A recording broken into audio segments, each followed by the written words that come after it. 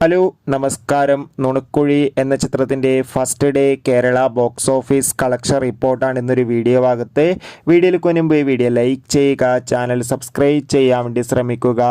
ബേസിൽ Joseph, grace Antony, Siddique, Manoj ഗജൻ, Aju Varghese എന്നൊക്കെ പ്രധാന കഥാപാത്രങ്ങളായി ഇന്ന് ആഗസ്റ്റ് 15 റിലീസ് ചെയ്ത ചിത്രമായിരുന്നു നുണക്കുഴി. എല്ലാ സിനിമാ പ്രേമികളും ഒരേപോലെയായിരുന്നു ചിത്രത്തിൻ്റെ റിലീസിനായി കാത്തിരുന്നത്. അങ്ങനെ കാത്തിരിപ്പിന് നുണക്കുഴി എന്ന ചിത്രത്തിന് ആദ്യ ദിവസം ഒരു പോസിറ്റീവ് റെസ്പോൺസ് തന്നെയാണ് പുറത്തുവന്നുകൊണ്ടിരിക്കുന്നത്. അതുകൊണ്ട് തന്നെ എല്ലാ സിനിമാ പ്രേമികളും ഒരേപോലെയാണ് ചിത്രത്തിൻ്റെ കളക്ഷൻ റിപ്പോർട്ടും അറിയാൻ വേണ്ടി കാത്തിരിക്കുന്നത്. നുണക്കുഴി എന്ന ചിത്രത്തിന് ആദ്യ ദിവസം അത്യാവശ്യം ബുക്കിംഗ് തന്നെയാണ് നടക്കുന്നത്.